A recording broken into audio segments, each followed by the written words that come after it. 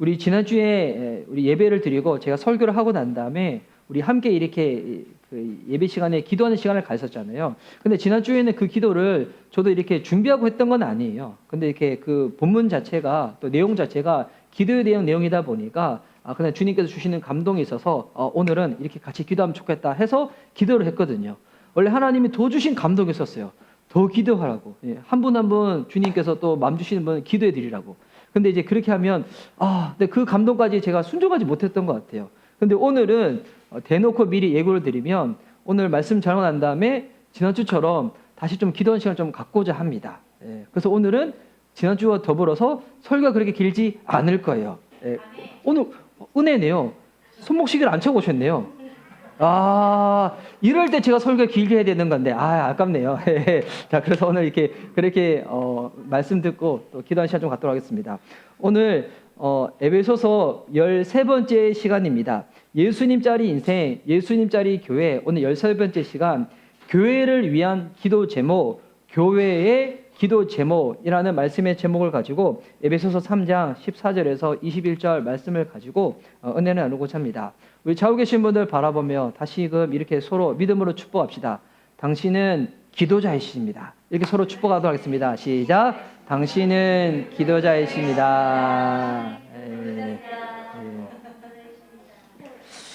우리 성경에 있는 어떤 책을 딱 이렇게 정해서 우리가 말씀을 나눌 때 우리 그 본문을 정확하게 이해하기 위해서는 어떤 배경에서 그 내용들이 쓰여진지를 우리 아는 것이 너무 중요하거든요. 제가 이 얘기를 종종 해드리지만 우리 새날 경건 예배도 마찬가지고 금요 북 예배도 특별히 주일 예배도 그냥 와서 말씀 듣는 게 끝나는 게 아니라 우리가 보는 이 본문이 도대체 어떤 배경으로 쓰여졌는지 그것을 알게 되면 본문 안에 하나님께서 허락하신 그 은혜, 그 진리를 더욱더 풍성히 누리게 되는 줄 믿습니다.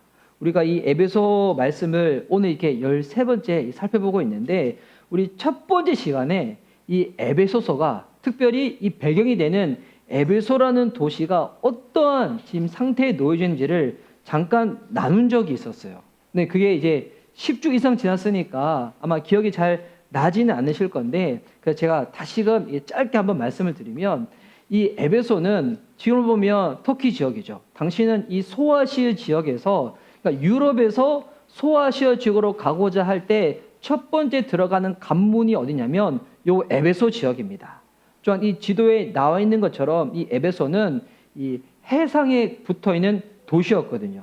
당시에 세계적인 상업 도시가 이 에베소 지역이었어요. 그래서 당시 어떤 얘기가 있었냐면 이 에베소 지역에 가서는 돈 자랑을 하지 말라고. 그만큼 이 도시에는 돈이 많은 상업이 활달한 그와 같은 도시였다는 겁니다. 그런데 이 에베소에 더 특징되는 점이 있었죠. 그게 뭐였냐면 이 에베소에는 그리스 여신 아르테미스를 섬기는 신전이 있은 거예요. 그래서 지금 이 모습은 지금 에베소에 가면 남아있는 그 신전의 모습이에요. 근데 이 신전, 이 아르테미 여신이 이 모습이거든요. 되게 이렇게 젖이 많이 달려있죠. 그러니까 부유와 이 부를 상징하는 여신인 겁니다. 그러니까 이 모든 우상들은 독일 뿐이죠. 이 신들을 섬기면서 결국 누구를 섬기는 겁니까? 내가 잘 되고 싶은 거예요. 그래서 이 아르테미스 신전을 복구시키면 이런 모양이 되는 거예요. 와, 사이즈가 엄청나죠. 근데 이게 당시 에베소 도시에 있었다는 겁니다. 여러분, 제가 지금 짧게 에베소 도시에 대해서 설명을 드렸는데 여러분, 이 정도만 설명 딱 듣더라도 이 도시가 어떤 도시였는지 느낌이 오시죠?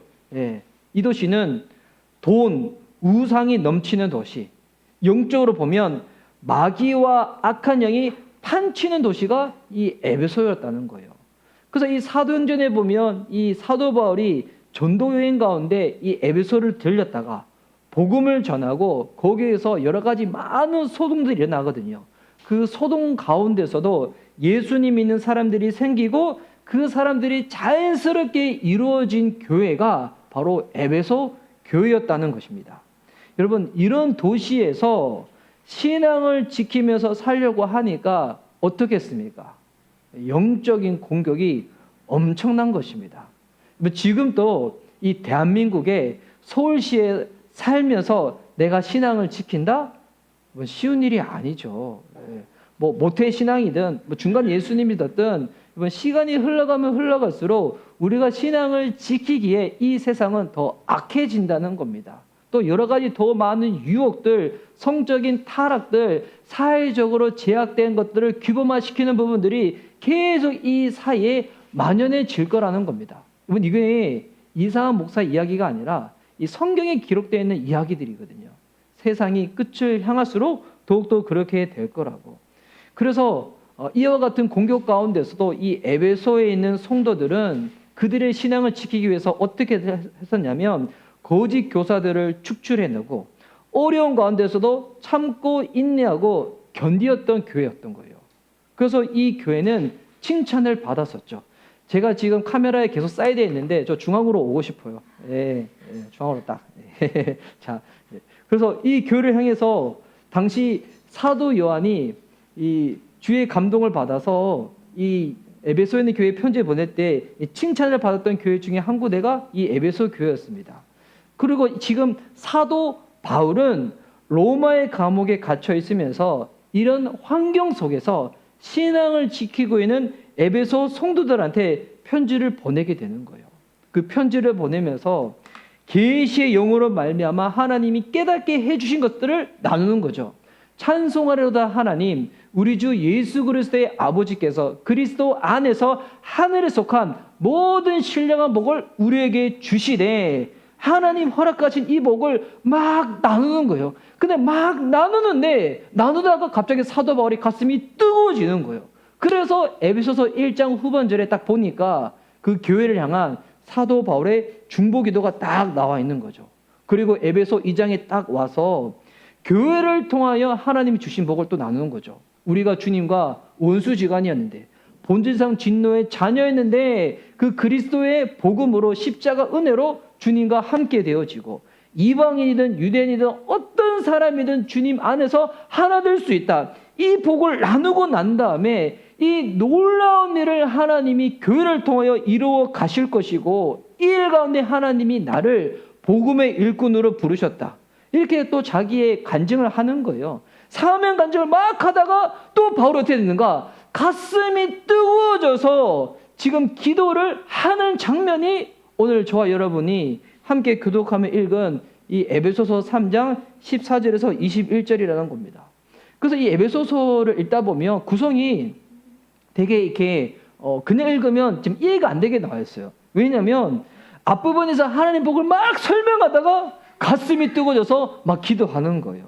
또 하나님의 화목의 은혜를 막 설명하다가 갑자기 자기 간증을 하다가 또 가슴이 뜨거워져서 막 기도하는 이렇게 구성이 되어 있는 게 이 에베소서 요 전반부거든요.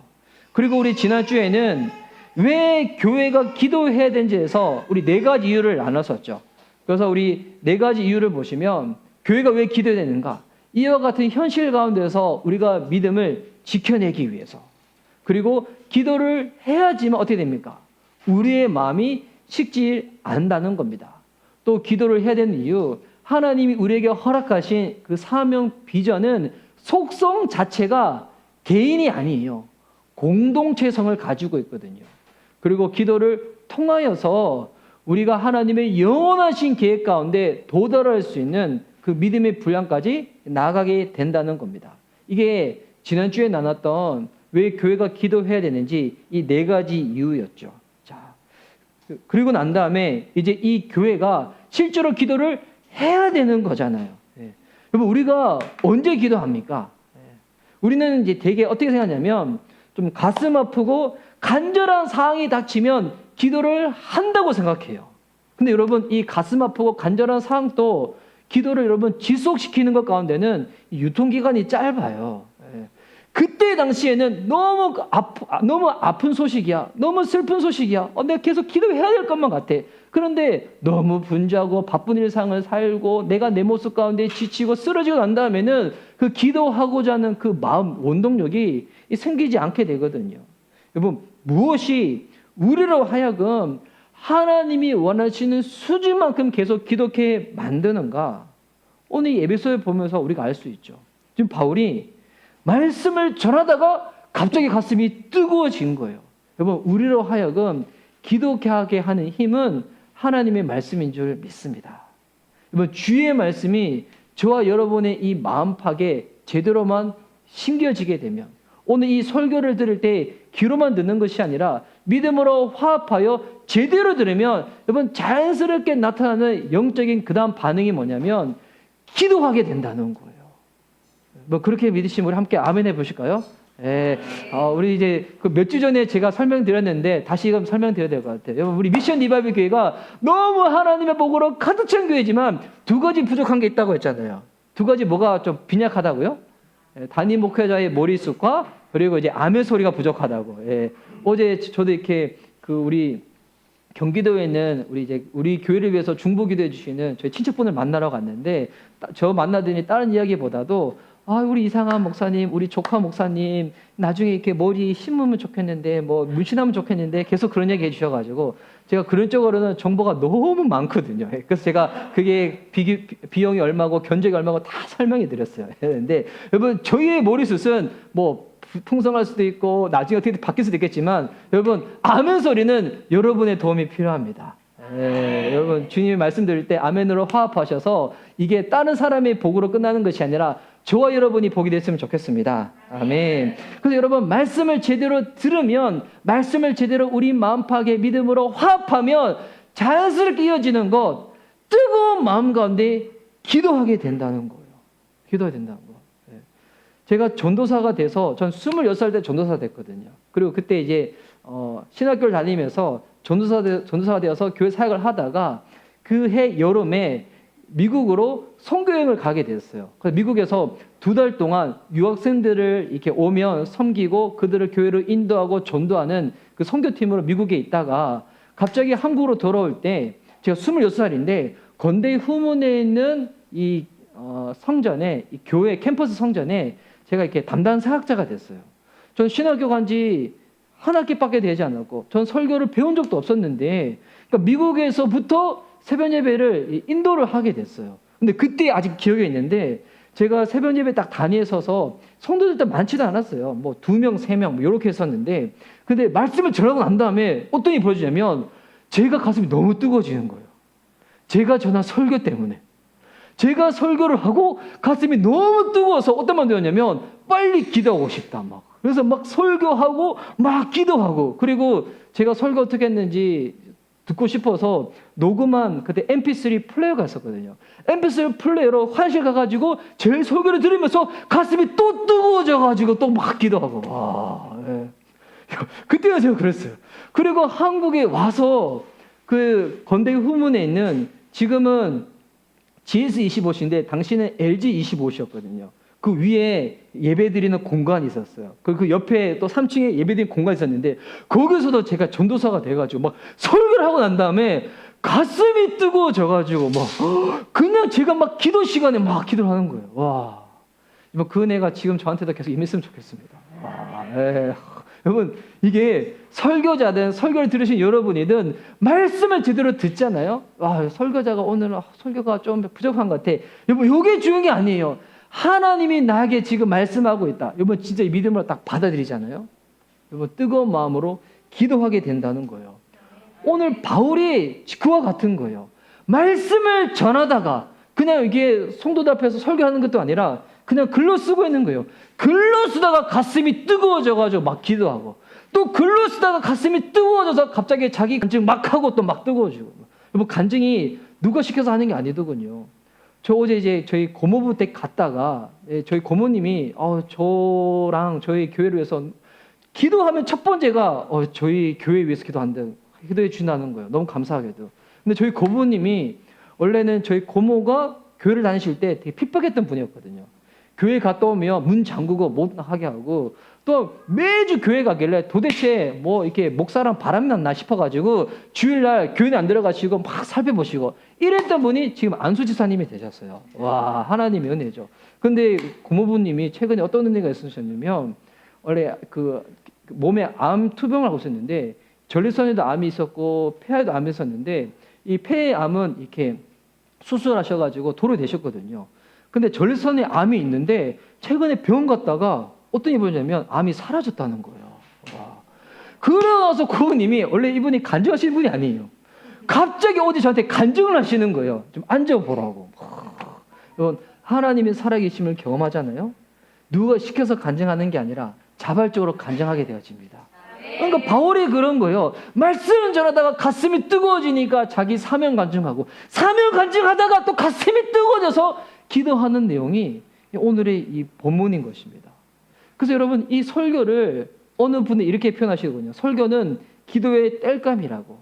이걸 잘못 이해하게 되면 뭐 설교를 너무 비하해서 하는 얘기가 아닌가. 뭐 그게 아니라 설교는 기도와 세트라는 거예요. 세트.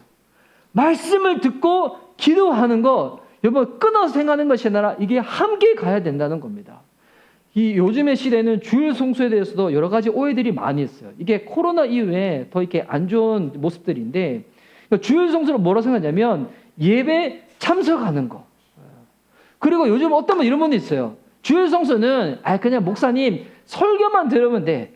예배 앞부분에 찬양 스킵해도 되고 그냥 설교 시간만 딱 도착해서 목사님 설교만 딱 듣고, 큰 교회 같은 경우는 주차가 어렵지 않아요. 그러니까 목사님 축도까지 받고 이 차를 빼려고 하면 너무 어려우니까 축도 받기 전에 그냥 설교만 듣고 쏠락 나가버리는 거예요. 그러니까 예배에 대한, 주일 성수에 대한 이게 엄청난 이게 오해인 거죠. 이번 바른 주일 성수는 우리 지난주 세가족 성경부 교회 생활 나눌 때 바른 주일 성수가 무엇인가, 우리 석재훈 성도님이랑 권태훈 성도님이 최근에 그걸 들으셨거든요. 제대로 알고 싶다. 오늘 예배 끝난 다음에 두 분한테 물어보시면 됩니다. 여기 계시는 세가족 성경부 하신 모든 분들은 그 내용을 저와 더불어 나누었어요. 그런데 안타까운 것은 지금 기억하지 못한 분들이 너무 많이 계신 것 같아요. 그럼 바른 주일 성수가 뭡니까? 예배 드리고 쏠랑 가는 거 그게 아니죠. 주일날 주님의 이 공동체 우리 지체들과 더불어서 함께 교제까지 나누는 거예요. 이게 바른 주일 성수거든요. 이게 제 얘기가 아니라 초대교회가 그렇게 하는 거예요. 날마다 모이기에 힘쓰고, 모이면 떡만 떼는 것이 아니라 같이 하나님을 찬미하고 예배하고 교제하며 나가는 공동체. 이게 바른 주일 성수인데 요즘은 주일 성수를 다 해체를 시켜버리는 거야. 뭐 이렇게 해체시켜가지고, 본인이 미술학파 해체주의자도 아니면서 다 해체시켜가지고 찬양 따로, 설교 따로, 기도 따로, 교제 따로, 4시간 따로. 여러분, 주일 성수는 주님 안에서 믿는 공동체원들과 더불어 함께 시간을 보낸 것인 줄 믿습니다. 더불어서 설교와 기도도 세트라는 거예요. 같이 있는 거예요. 이거를 잘 이해하셔야 돼요. 1 더하기 1은 2잖아요. 최근에 저희 루아가 저한테 물어보더군요. 본인이 조금 이렇게 산수를 배웠다고. 아빠 1 더하기 1이 뭔지 아냐고. 1 더하기 1이 뭔지 아시죠?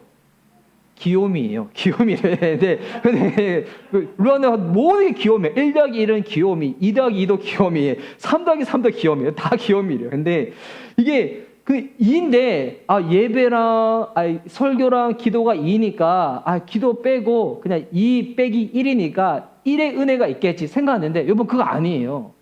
이게 생명체예요. 생명체. 개미가 있는데 머리만 딱 떼어냈다. 개미가 살아날까요? 죽어버리죠. 마찬가지예요.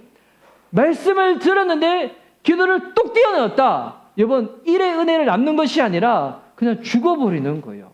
말씀을 듣고 기도까지 나아가 오늘 사도 바울이 경험했던 이 은혜까지 누릴 수 있는 저와 여러분 될 수 있기를 주의 이름으로 축복합니다. 여러분, 그래서 이 대한민국의 교회를 보면 아쉬운 게 설교가 부족한 게 아니잖아요. 뭐가 부족한 건가? 요즘은 좋은 설교 얼마나 많이 있습니까? 요즘 대한민국의 아쉬운 점은 기도가 부족하든지 아니면 기도를 잘못했든지 이 둘 중에 하나인 것 같아요. 바울이 간 곳마다 구원의 역사가 일어납니다. 부흥의 역사가 일어납니다. 여러분, 바울이 설교를 잘해서 그런 걸까요? 물론 사도 바울이 전한 복음 전도를 통하여 이 부흥이 일어난 거겠지만, 여러분 그 복음 전도 이전에 뭐가 있었냐면 바로 바울의 기도가 있었다는 거예요. 고린도후서에 사도 바울이 본인을 향하여 스스로 이렇게 고백하거든요. 본인은 말도 시원하게 하지 못하는 사람이고 말도 부족한 사람이라고. 근데 그런 바울이 전한 복음인데 그를 듣고 부흥이 일어났다는 것입니다. 그 이유가 무엇이냐면 기도가 바탕이 되었기 때문에. 기도가. 오늘 이 본문을 통하여 내 삶 가운데 다른 거 다 빼앗긴다 할지라도 기도를 빼앗기지 않는 저와 여러분 될 수 있기를 주의 이름으로 축복합니다. 바울은 그러면 오늘 이 본문을 통하여 기도를 하고 있는 하나님 앞에서 그가 어떤 믿음의 태도로 기도를 하고 있고 에베소 교회를 향해서 어떤 제목으로 기도를 하고 있는지 오늘 이 본문을 통해 좀 살펴보고자 하는데요. 먼저 14절 15절에 바울이 이렇게 고백하고 있죠. 이러므로 내가 하늘과 땅에 있는 각 족속에게 이름을 주신 아버지 앞에 무릎을 꿇고 비노니. 자, 기도를 들으시는 하나님 앞에 뭐라고 고백하고 있습니까? 하늘과 땅에 있는 족속에게 뭐를 주신다고요? 이름을 주신 아버지 앞에. 하나님 아버지는 우리에게 이름을 주시는 분이라는 거예요. 이름을 주신다는 것은 뭐냐면 그 존재에 대한 본질을 꿰뚫어 보시는 거예요. 그 본질의 특성을 가장 잘 아시는 분이 하나님이시라는 거예요. 그래서 여러분 하나님께 기도할 때 그 하나님 앞에 어떤 마음으로 나가야 되는 것인가? 하나님이 내 안에는 속사정은 모르실 거야. 내가 지금 힘들고 어렵고 고난받고 고통스러운 거. 하나님은 하나님이셔서 인간 피조물이 겪는 어려움들은 전혀 모르실 거야. 여러분 그렇지 않습니다. 주님은 우리 안에서 일어나는 일들만 아시는 것이 아니라 우리 안에 속성, 본질까지도 꿰뚫어 보시는 분이 주님이시라는 거예요. 그래서 여러분 정말 주님을 만나면 이전에는 생각하지 못했던 내 모습의 새로운 모습을 발견하게 돼 있어요. 제가 예전에 나누었지만 원래 저는 예수님 만나기 전에는 정말 부끄러움이 많은 사람이었거든요. 저는 말도 되게 더듬었어요. 지금 잘 믿기지 않으시겠지만 제가 말을 너무 심하게 더듬어가지고 고등학교까지는 저 매점 가가지고 제가 원하는 물건을 제대로 사지 못할 정도로 지우개 사러 갔다가 지우개 발음이 안 돼가지고 샤프심 사고 그랬었거든요. 그랬던 사람이 저였어요. 그랬던 말 더듬이가 심했던 사람이 이 주일날 단위에 서서 말씀을 전한다. 여러분 어떻게 이게 가능한 걸까요? 여러분 이게 주님 만나고 나서 하나님이 안에서 주님이 우리의 모습들을 회복시켜 주시는 거예요. 잃어버렸던 본질들을 주님께서 다시금 찾아서 그 모습이 네 모습이야 라고 주님이 알려주시는 거예요. 그래서 하나님은 우리의 본질의 특성을 아시고 꿰뚫어 보시는 분이십니다. 그래서 이 하나님께 기도할 때 주님이 지금 바울이 어떻게 기도하냐 나왔냐면 15절 말씀 보니까 이름을 주신 아버지 앞에 무릎을 꿇고 비노니 하나님께 기도를 하는데 무릎을 꿇고 기도한다는 것입니다. 여러분 이거는 단순한 간절함의 표시 정도가 아니에요. 하나님을 대하는 지금 사도 바울의 태도인 것입니다. 우리가 하나님을 대할 때 아버지라 부르며 친근함으로도 대해야 되겠지만 더불어서 하나님 앞에 대할 때 어떻게 대해야 되냐면 온 우주 만물을 창조하시고 다스리시는 그 하나님으로 대해야 된다는 거예요. 다시 말해서 하나님 앞에 공경하는 마음과 경외하는 마음이 있어야 한다는 거예요. 지금 바울이 그 믿음의 태도로 주님 앞에 나아가는 거예요. 이게 신앙생활 할 때 우리한테 참 필요한 거거든요. 하나님은 사랑의 하나님이시지만 더불어 어떤 하나님이십니까?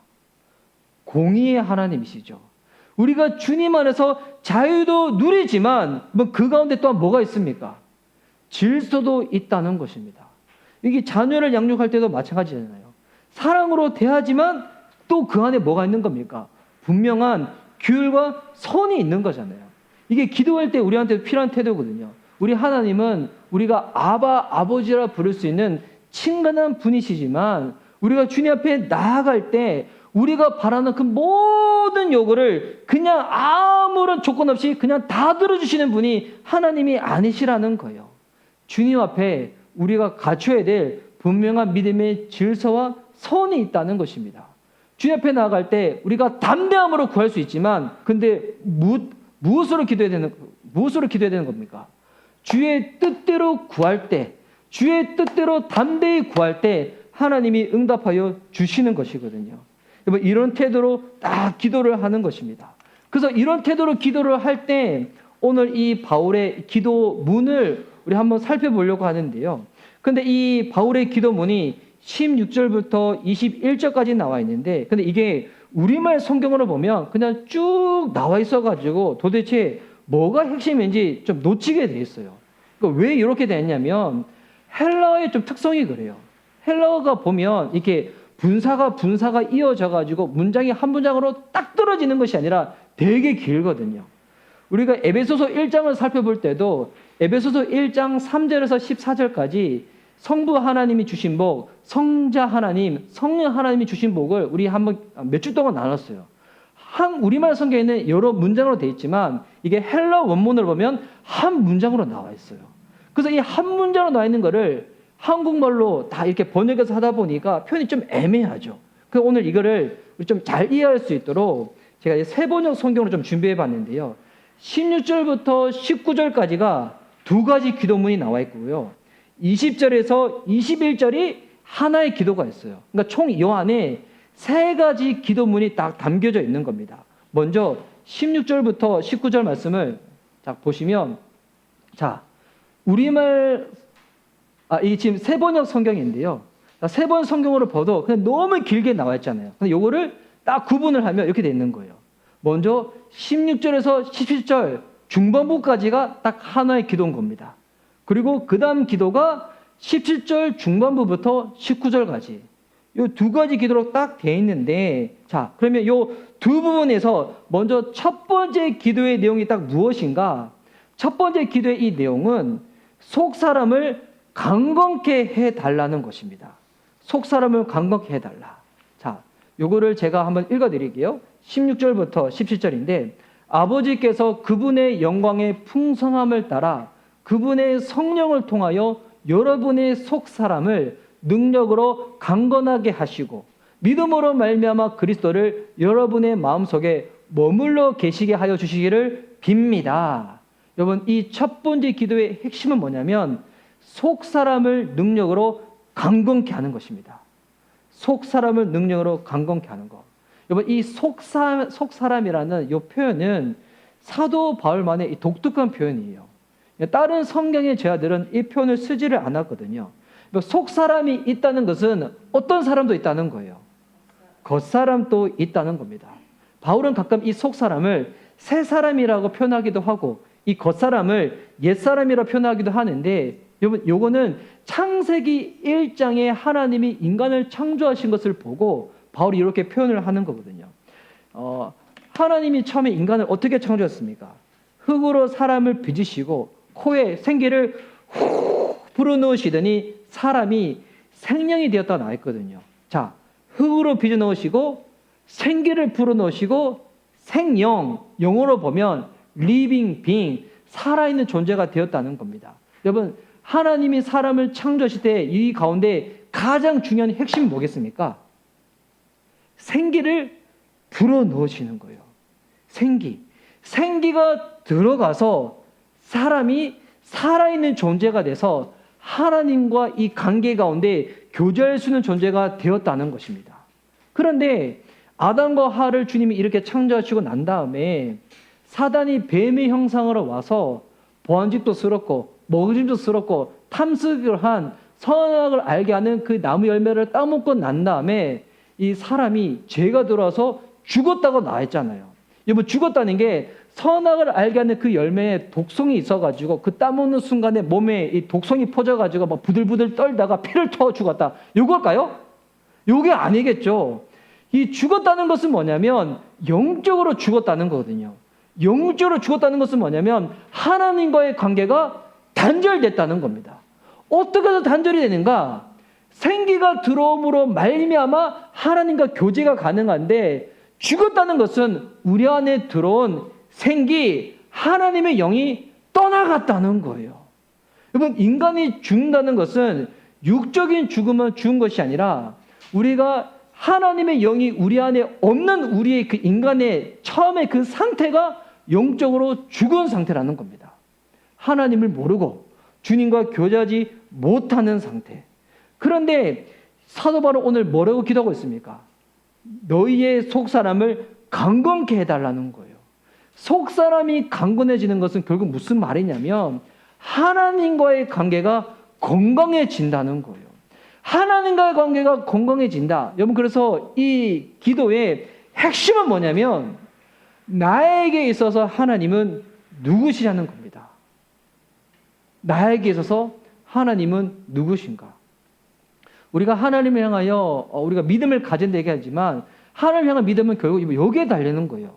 내가 나에게 하나님이 누구냐에 따라서 그 믿음이 강해지기도 하고요. 나한테 하나님이 대수롭지 않는 분, 그렇게 중요하지 않는 분, 이렇게 여겨가지고 그 믿음이 약해지는 것입니다. 믿음은 자기 확신이 아니거든요. 긍정적인 마인드가 아니거든요. 나에게 하나님이 어떤 분인가, 이것이 곧 하나님에 대한 나의 믿음이라는 것입니다. 이게 어떻게 우리 안에서 분명해지고 강건해지는가? 아까 10절 말씀에 이렇게 나와 있었죠. 보시면 성령으로 10절 말씀에 보면 그분의 성령을 통하여 여러분의 속사람을 능력으로 강건하게 하시고, 여러분, 우리의 믿음이 강건해지는 것, 하나님과 바른 관계를 맺는 것, 하나님이 어떤 분인지 제대로 알게 되고 믿음으로 고백하게 되는 것은 우리의 노력과 의지로 되는 것이 아니라는 겁니다. 성령님의 도움을 받아서 이게 가능해진다는 겁니다. 그 성령님은 하나님을 알게 해주시는 분인 거예요. 우리가 하나님을 안 그 믿음으로 살 수 있도록 능력을 주시는 분이 성령님이시라는 겁니다. 그래서 우리가 성령 충만이 무엇인가? 오늘 다음 세대 예배 드릴 때도 우리 아이들한테 오늘 기도대에서 알려줬거든요. 그래서 우리 이번 가을 시즌은 기도를 훈련하는 시즌이 됐으면 좋겠다고. 기도를 잘하게 되면 어떻게 되냐고 했더니 우리 하율이가 그렇게 대답하는 거예요. 성령님이 임하신다고. 그랬더니 우리 하율이가 뭐라 대답하냐면 믿음이 생긴다고. 그랬더니 우리 성아가 한 얘기가 사랑이 생긴다고. 이야, 그랬더니 줄 수 없이 루아가 뭐라 얘기하냐면 하나님 마음을 알게 된다고. 와, 여러분, 우리 교회 다음 세대 수준이 이 정도 수준이십니다. 그래서 올 가을에는 우리 기도를 배워보자, 기도를 훈련하자, 이렇게 얘기를 했는데, 여러분, 그래서 성령 충만은 감정 충만이 아니라는 겁니다. 성령으로 충만해지면 하나님에 대한 알미 충만해지는 거예요. 하나님에 대한 믿음이 강해지는 거예요. 왜? 성령님은 하나님이 어떤 분인지 알게 해주시고 안 믿음으로 살 수 있도록 우리한테 능력을 주시는 분이시기 때문에. 왜 여러분 바울이 이 기도 제목으로 에베소 성도들을 위해서 기도할까요? 우리 설교 처음번에 나눴었죠. 지금 그들이 살고 있는 에베소 도시가 어떤 도시입니까? 지금 우상과 돈이 판치는 도시인 거예요. 악령과 악기가 가득한 도시 가운데서 믿음을 지켜 살아가고자 하는 게 여간 쉬운 일이, 이게 너가 어려운 일이, 너무 어려운 일이라는 거예요. 여러분, 세상은 어떻게 우리 가운데 작용하냐면 하나님에 대한 이 알을 약화시키는 거예요. 그리고 하나님과 우리의 관계보다도 다른 관계가 더 중요해, 더 급선무야, 이렇게 세상 우리들한테 공격을 해요. 그래서 여러분, 예배 안 드려보고 말씀 보지 않고 기도하지 않고 한 주간 살아보십시오. 한 달을 살아보십시오. 그러면 한 달 동안 예배 안 드리니까 너무 갈급해, 너무 예배 드리고 싶어, 그럴 것 같죠? 뭐 그런 마음 오래 안 가요. 몇 주만 예배 드려보세요. 어떤 마음 생기냐면 예배 안 드려도 살만한데? 이 생각이 들어와요. 예. 이게 사람의 생각이에요. 몇 주는 예배 못 들어서 너무 죽을 것만 같은데 라고 했던 사람도 사람마다 조금 정도만 다르지만 이게 너무 길어지지 않아요? 예배 안 들어도 괜찮네. 주일날 이참에 예배 안 됐을 때 너무 찝찝한데 주일날 예배 안 드리고 푹 자고 아침에 일어났을 때 이게 기분이 찝찝할 줄 알았는데 이상해. 상쾌. 상쾌하고 일주일 동안 피로가 다 풀린 것 같고 예배 굳이 들을 바에 예배당 가지 않고 적당히 타협해서 유튜브로 예배 드리는 거죠. 온라인 예배 드리고 어떻게 예배 드려도 예배 드리는 거지, 말씀 듣는 거지. 그러면서 나중에 인간이라는 존재는 이 세상이 계속 우리의 게으름을 계속 이렇게 부추겨 가지고 나중에는 한 달에 예배 한 번 정도 예배 드려도 나중에는 절기 정도 예배 드리고 나중에 어떻게 되냐면 성호영시만 예배 드리는 사람이 돼요. 제 주변에 그런 분들이 더러 있어요. 예. 제가 고등학교 때, 중고등학교 때 학생이었는데 그때 제가 이렇게 전도사여가지고 제가 정말 이렇게 잘 가르쳤던 지체가 있는데 그때만 하더라도 정말 얘는 주님밖에 없었어. 곡장 성교할 줄 알았어. 예. 그랬더니 얘가 나중에 헤어 기술을 배워가지고 남편을 잘 만나가지고 요즘 잘 살고 있거든요. 근데 한동안 소식이 없다가 최근 소식이 왔어요. 하남에 큰 미용실을 냈다고. 예. 큰 미용실을 냈는데 믿음은 완전히 다 까먹어버렸어. 얘가 예전엔 그랬던 애가 아니었어요. 새벽 예배도 드리고요. 중고등학교 때도 새벽 예배도 드리고 막 성교도 가려고 하고 막 그랬던 애였는데 인간이 그래요. 세상은 우리들한테 어떻게 하는가? 하나님에 대한 알을 약화시키고 하나님 관계보다도 다른 관계에 대한 재미, 이게 더 중요해. 너 그렇게 살아도 괜찮아. 이렇게 속이는 게 세상이라는 겁니다. 그러니 그런 세상 한복판에 살고 있는 에베소 교회 성도들을 향하여 바울이 이렇게 기도하는 거예요. 성령의 도움을 받아서 여러분의 속사람이 강건해지기를 원한다고. 여러분, 이거 오늘날 우리한테 필요한 기도 제목이지 않겠습니까? 이 대한민국의 서울시 한복판에 살면서 이 신앙을 지켜간다? 얼마나 어려운 일이겠습니까? 요즘 이제 저희 교회 예배당 때문에 오며 가며 얘기를 할 때, 제안이랑 얘기할 때, 이제, 가까이 그 얘기할 때가 있거든요.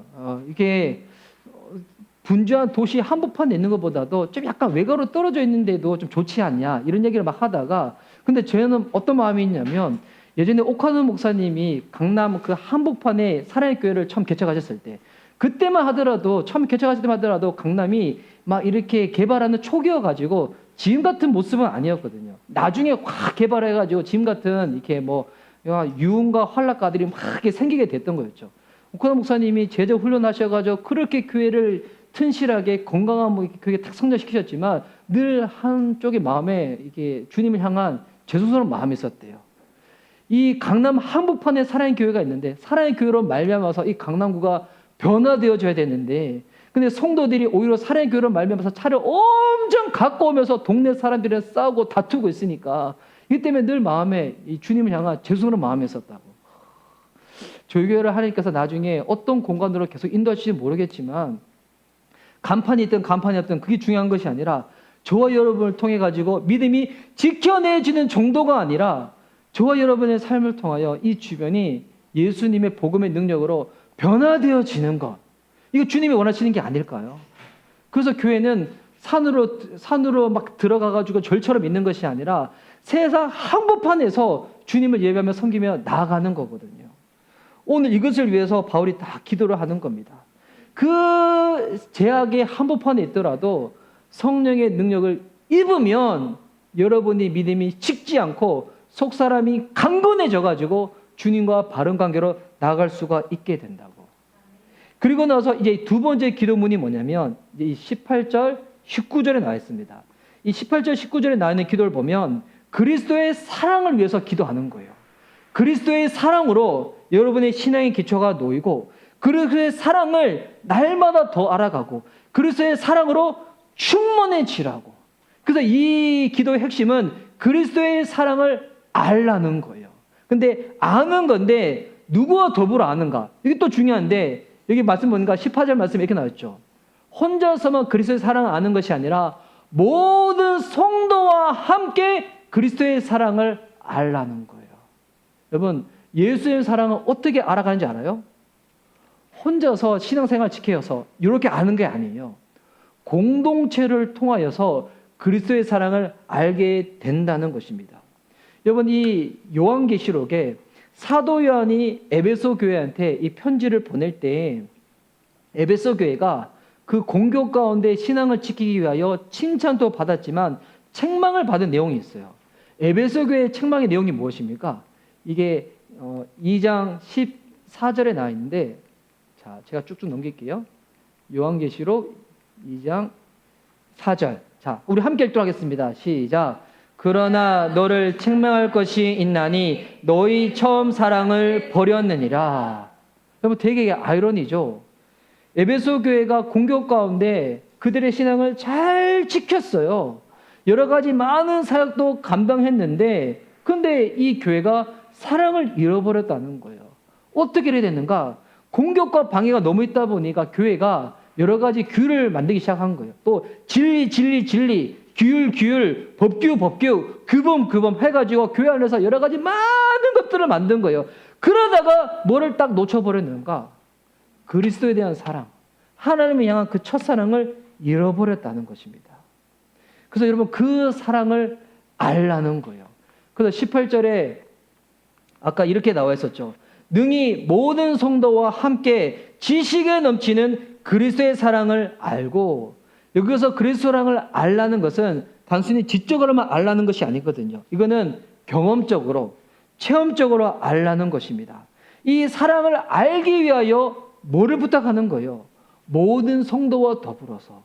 여러분, 하나님의 사랑은 혼자서 알 수 있는 것이 아니라 공동체가 주님 앞에 나아갈 때 그 사랑을 알게 된다는 거예요. 그럼 그 사랑이 어떠한가? 우리 19절 말씀이 나와 있는데, 자, 19절 말씀이 자막에는 없네요. 자, 19절 말씀 제가 한번 읽어드릴게요. 그 너비와 길이와 높이와 깊이가 어떠함을 깨달아 하나님의 모든 충만하신 것으로 너희에게 충만하게 하시기를 구하노라. 그러니까 너비, 길이, 높이, 깊이가 나왔죠. 이게 단순히 수사적 표현인가 비유적 표현인가? 여러분, 이거 단순히 수사적 표현이 아니에요. 이 사랑이 가리키는 것이 있어요. 무슨 사랑이겠습니까? 바로 예수님의 십자가 사랑을 가리키고 있는 거예요. 그 십자가 사랑을 설명하고 싶은데 이 표현에는 달리 설명할 수가 없는 거예요. 예수님의 이 십자가 사랑의 넓이를 알아는 거예요.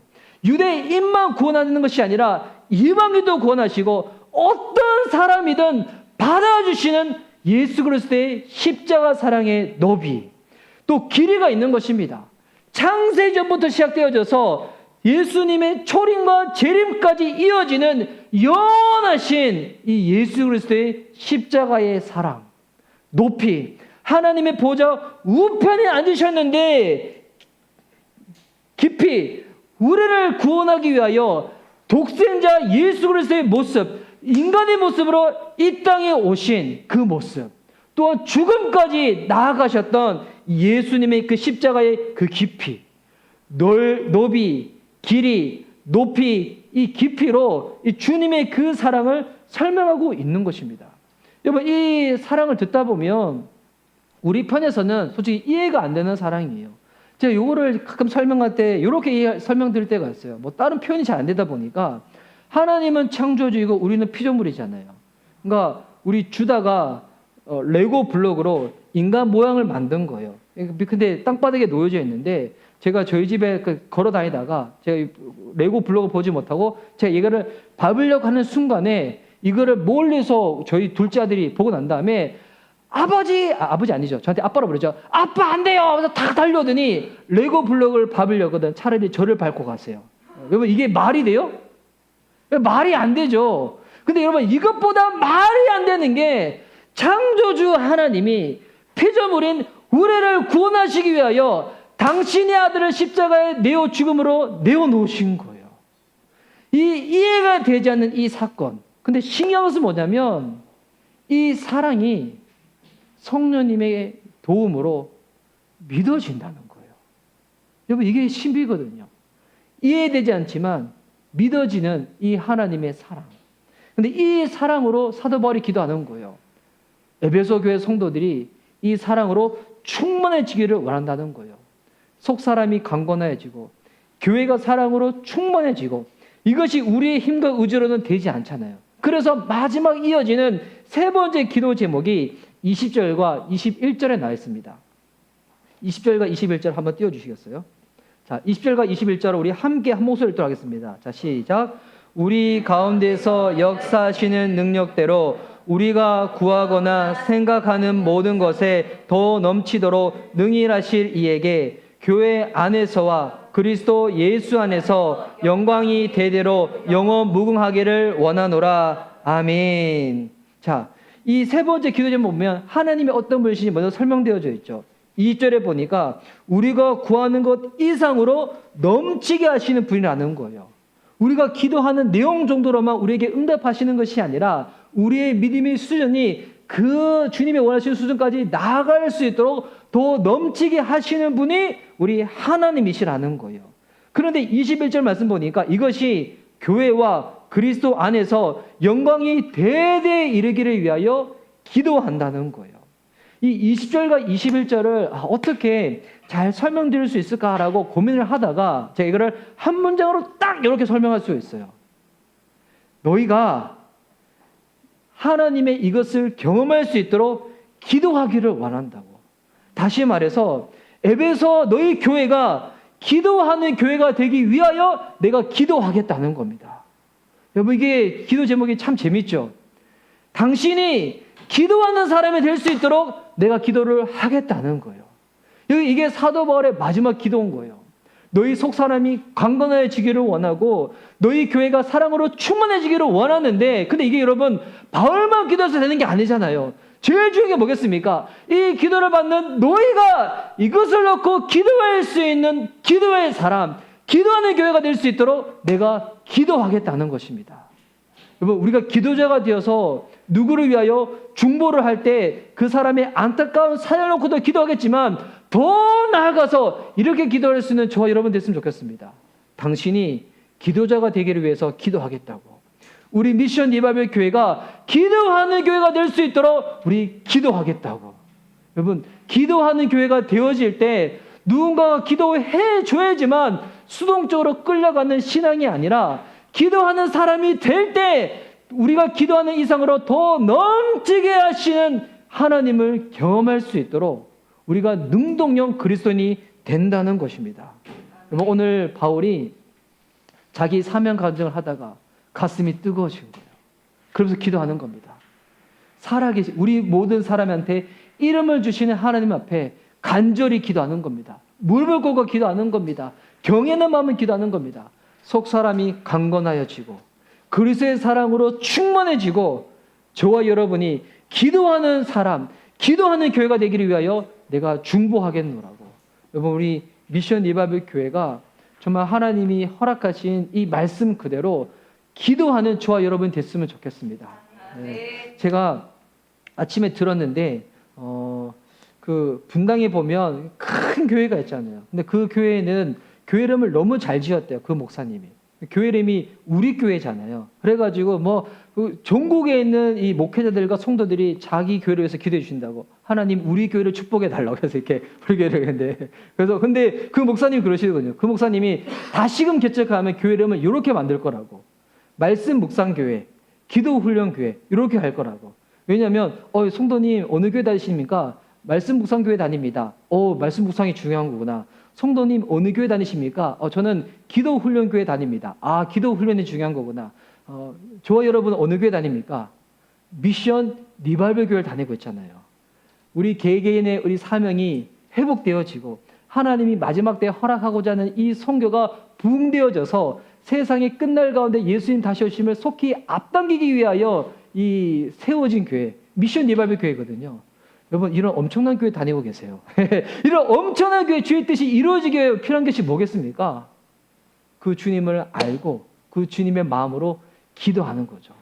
여러분, 축복합니다. 저와 여러분의 속사람이 강건하여지고 그리스도의 사랑으로 충만해지고 우리 교회가 기도하는 교회가 될 수 있기를 예수님의 이름으로 축복하는 바입니다. 아멘.